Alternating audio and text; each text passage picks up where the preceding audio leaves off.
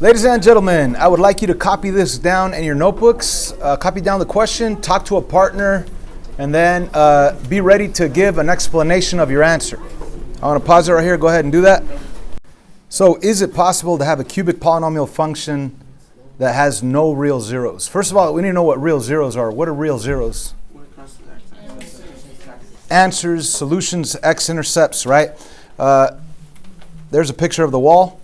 It says answers, solutions, x-intercepts, even roots all mean the same thing when dealing with quadratic equations. Zeros mean the same thing as well. But it does say quadratic equations, and technically that's for any nth degree polynomial function, right? So it all means the same thing. So keep that in mind. Solutions, answers, x-intercepts, roots, zeros, it all means the same thing. So when I ask you, is it possible to have a cubic function that has no real zeros, it's saying no real answers, no real x-intercepts. So if I did a xy plane, a quick sketch, what does a cubic function look like? Do you guys remember the end behavior of a cubic function? It's down here and up here, right? Unless your leading coefficient was negative, then your end behavior would be up here. We know it's like a snake-like curve, right? Something like this. That's a cubic function, okay?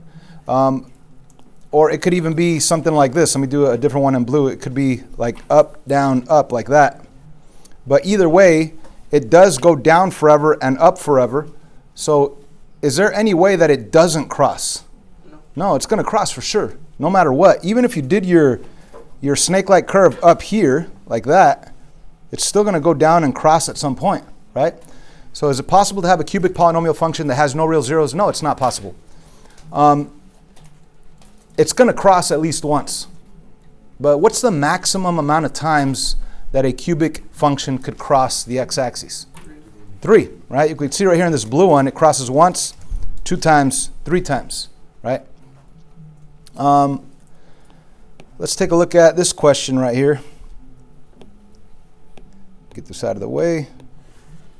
How about this question? Talk to a partner. Is it possible for a quartic polynomial function to have no real zeros? Is it possible for a quartic polynomial function to have no real zeros? And what is a quartic polynomial function? Quartic. The degree is 4, right? This is from previous sections. The first name is based on the degree. And if your degree is 4, you're talking about a quartic polynomial function. So is it possible for a quartic polynomial function to have no real zeros? What do you guys say? Yes. Okay, so a quartic is what? Like y equals what? X to the 4th. And it doesn't matter if you have like plus 2x to the 3rd, minus 1x squared, plus x, take away 5, whatever. But this is quartic. It is an even degree, which means that the end behavior is both going to be either up or down depending on your leading coefficient. If it's positive, it'd both be up. If it's negative, it'd both be down. So if we do a quick sketch of any type of quartic function, the end behavior will be up. So it'll be up there and up there. I mean, it might just be a U-shaped curve like that, or it might be like some weirdness, like could be 1, 2, 3, 4, so like a W like that. But anyways, yes, it is possible for this quartic polynomial to not cross the x-axis.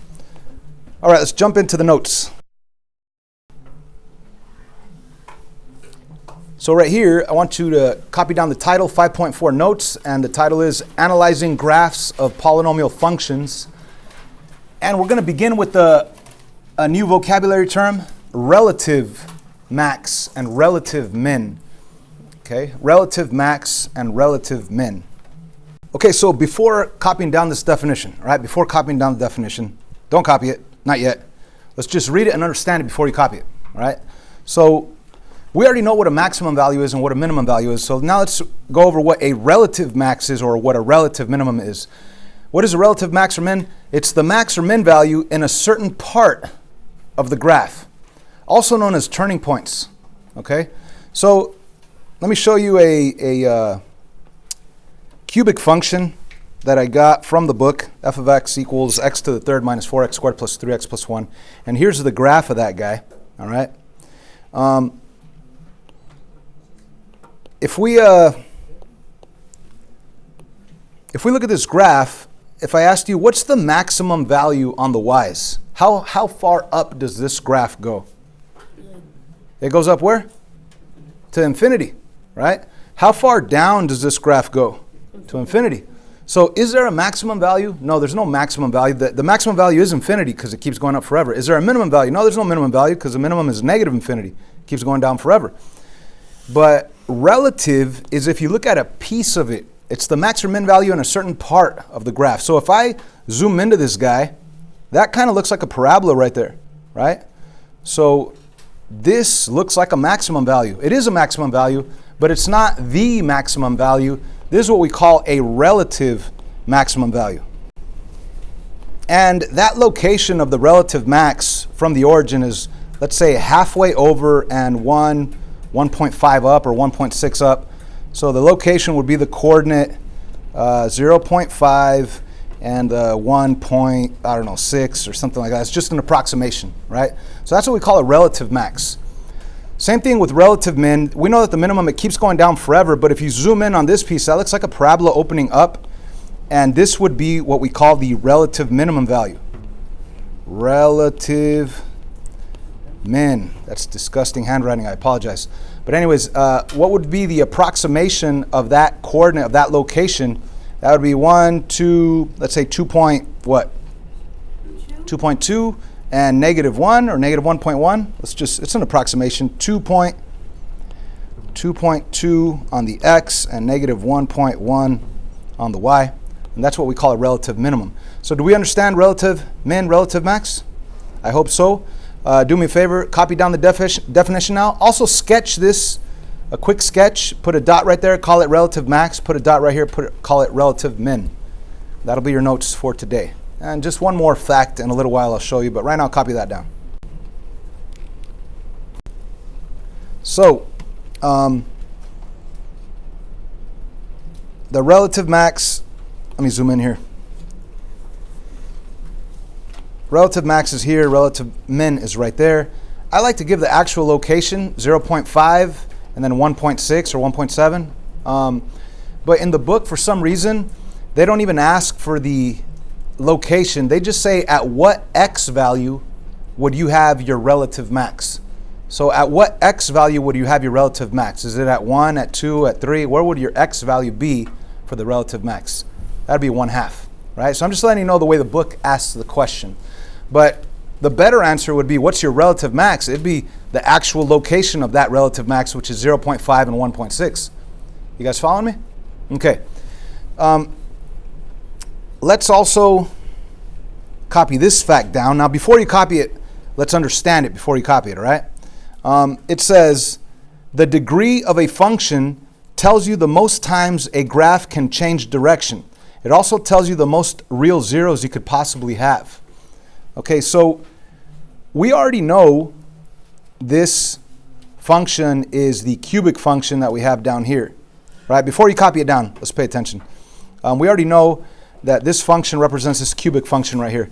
But it's cubic because, well, I mean, the power is 3, which tells you a lot. You see, right here I'm going up, and then there's a turning point, and then I'm going down, and then a turning point, and then I'm going back up. So the degree of a function will tell you the maximum directions that it'll actually be traveling in. So a cubic function, it could at most have 3 directions. 1, 2, 3. Make sense? Again, a quadratic function, a parabola, what's the most directions it could have? 2, because a parabola goes down and then it goes up. Direction 1, direction 2. But this guy, it's a cubic function, that's why direction 1, direction 2, direction 3. A 5th degree function could change 5 times. It could go up, down, up, right? A 5th degree function. So the degree, or better said, when you look at a graph, you could tell what degree that graph has to be, at least, to be able to have that many directions, okay? So that's what I'm saying right here. Go ahead and copy it down now. The degree of a function tells you the most times a graph can change direction, and also tells you the most real zeros you could possibly have. What do I mean by real zeros? On this graph right here, it crosses the x-axis 1, 2, 3 times. Remember, real zeros are real answers, real x-intercepts.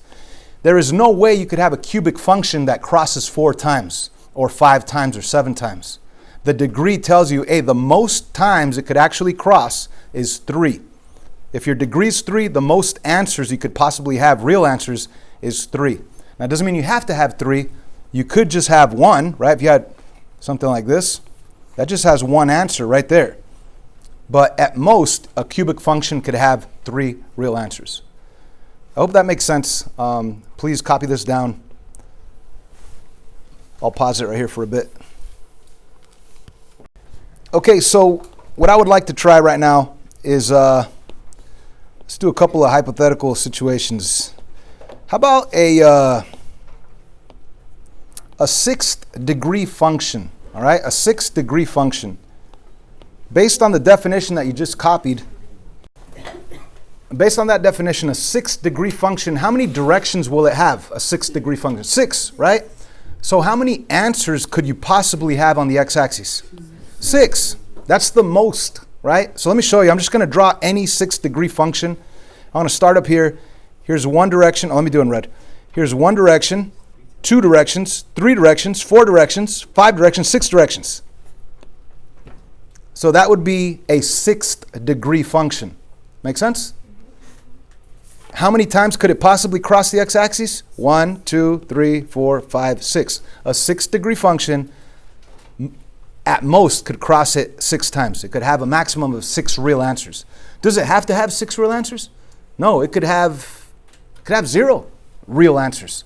This whole thing could have been up here, 1, 2, 3, 4, 5, 6. It could have been up there, and it never crosses the x-axis, right? That'd be no real solutions, right? Or maybe instead of that blue one, maybe on this last dip, maybe it goes all the way down and touches it just at one spot. Then it would just have 1 real answer, right? Anyways, the goal for today is to be able to look at graphs and derive as much as we can from them to state our polynomial function or details of our polynomial functions.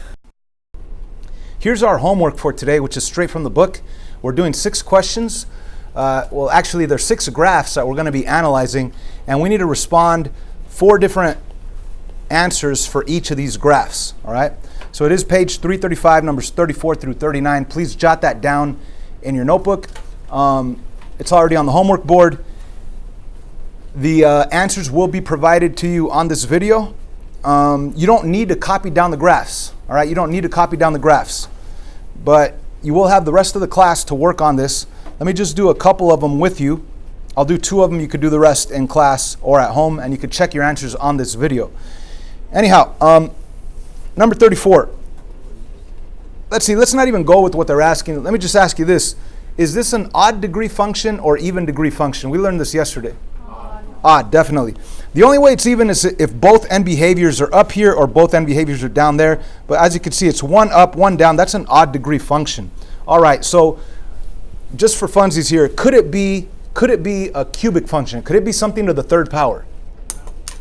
No. Why not? Because it has more than 3 directions, right? 1, 2, 3, 4, 5. I already know that this has to be at least a what? 5th degree polynomial, right? Just talking, right?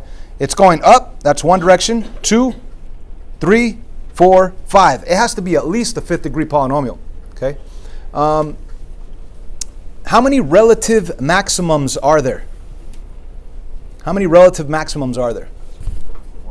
1, 2. 2 relative maximums. How many relative minimums are there? 2. What's the actual max value of this whole thing? Infinity, right? Goes up forever. How about the relative min's infinite. What if I ask you, what's the domain of this guy? The domain. X equals all real numbers, because it does go to the left and to the right forever. How about if I asked you for the range, what would that be? All real numbers. Why? Because it goes down forever and up forever, right? So range is all real numbers as well. So these are all questions that we're going to be asking and more. So let's look at the actual questions here. Number 1, estimate the x coordinate of every turning point and determine if those coordinates are relative maximum values or relative minimum values.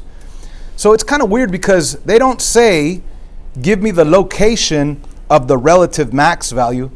They just say, give me the x value of the relative max value, right? So what would your x value be right here?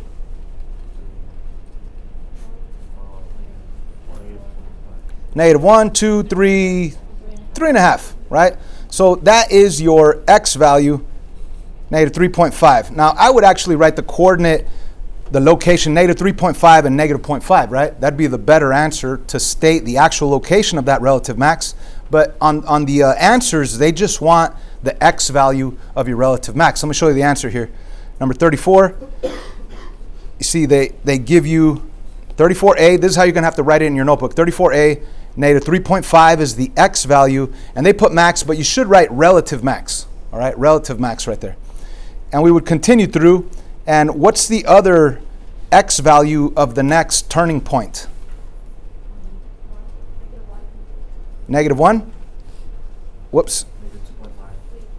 The next turning point would be right here. So that's about negative 2.5, right? It's probably a little bit more like negative 2.6, but yeah, we'll call it negative 2.5. So it's about right there in the middle, so negative 2.5. That's the next turning point, which is what? A relative max or relative min? Relative min, that's right. So that's what you would write as the next answer on your part A, right? It's right here, negative 2.5 relative min. And where else is there a relative max? Negative 1, perfect. It's up here, and the x value, that's negative 1. So I don't want you to get confused. If I say, what is your relative maximum value here, the answer is not negative 1. That's just the x value of your relative max value coordinate, okay? The actual location of this relative max value is negative 1, 3. Yay? Okay. Where's the next relative min value? What x value is it? 1.5, right about here, right? That's your relative min. Cool. So that's what you would write down as part A, 34 part A. Sorry, that's weird the way it's happening, but you got the negative 3.5 relative max, negative 2.5 relative min, and the negative 1 relative max, and the 2 relative min. So anyway, the next thing that they ask you for is to estimate the x-coordinate of every zero. What does 0 mean?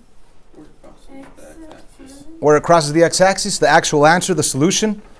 So where does it cross the x-axis? Right here, and that's about negative 1.9. Right here, about negative 0.2, right? Right here, which is what? 1, 2, 3, 4, or 3.5, right? So those are the actual zeros of this function. There's only 3 answers. And what else? They are also asking us to determine the smallest possible degree of this function. That's determined by the directions that it's going. So what's the smallest degree function that this could be? 5. Why? Because here's 1, 2. Now imagine if it was just this. I just showed you that. Oh, that's a parabola, right? It's 1 direction, 2 directions. That's why it would be the second power, a degree of 2. But how many directions does this change or go into? You have 1, 2, 3, 4, 5. So this has to be a 5th degree. The degree has to be at least 5. The degree has to be at least 5. What do I say at least? Because it could be 7, it could be 9, but it can't be 3. There's no way it could be 3. It has to be at least 5. Are we understanding this? Okay, what else are they asking for? Part D, determine the domain and range. We already said when we were talking about this that the domain is x equals all real numbers because it does go to the left and to the right forever. The range is y equals all real numbers also because it does go down forever on the y's and up forever on the y's.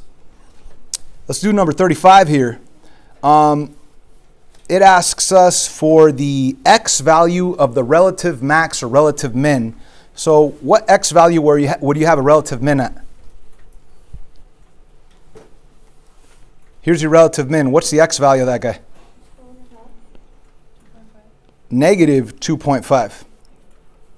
Comma. I'm not even going to put the y value because all they ask for is the x value. That's negative 1, 2, 2.5 right there. Where's the next relative max value? The x value of it only. Negative 0.5 or negative 0.5.